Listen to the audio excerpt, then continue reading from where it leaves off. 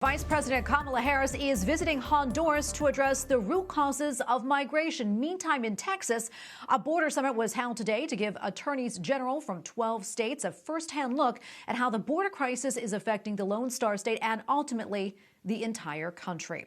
And joining me now is Alfonso Aguilar, president of the Latino Partnership for Conservative Principles. Alfonso, welcome back. Great to see you as always. First off, I want to get your thoughts on the vice president's trip to Honduras. What do you make of it, and how effective do you think it'll be?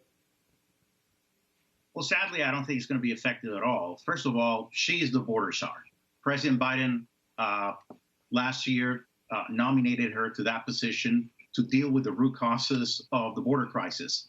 She went to Central America back in the summer of last year, and she hasn't been back since then. We know that she hasn't been in communication. She hasn't been directly in communication with high-level officials of the government of Central America.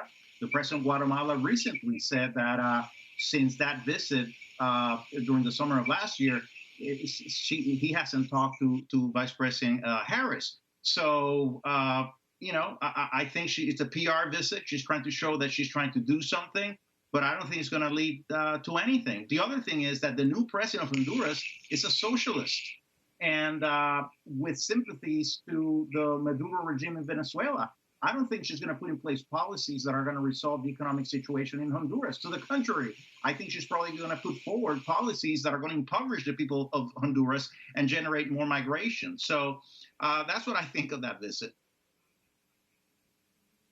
Yeah, and I want to talk about that border summit that took place in Texas today. One of the things Governor Greg Abbott talked about was how cartels are using social media platforms, in particular TikTok, to recruit for smugglers, and it seems that victims of human trafficking are caught up in that as well. I want to get your thoughts on that, and what more do you know about that? Well, this is true, and Governor Abbott was very emphatic that this massive flows of people facilitates human trafficking, child trafficking.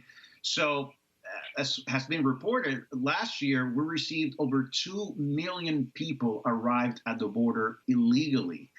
Hundreds of thousands, up to perhaps 800,000, have been released into the country.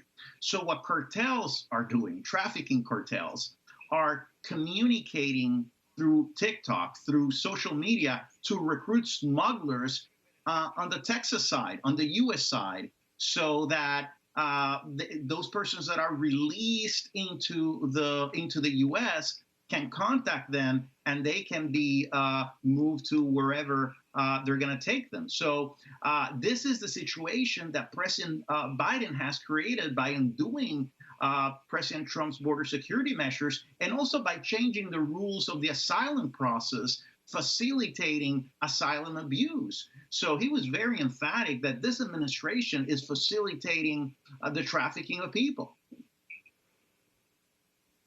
You know, another thing I found very interesting is 2 high-level immigration advisors in the Biden administration are actually leaving their positions. Why do you think that we're seeing these departures when we know the situation at the border is still very chaotic, to say the least? I mean, frankly, I think probably they're responding to pressure from leftist activists who, believe it or not, think that the president's not doing enough to allow immigrants to enter the U.S. The president was forced by the courts to reinstate the remaining Mexico policy, which was established by President Trump. A lot of leftist immigration advocates were not happy with that.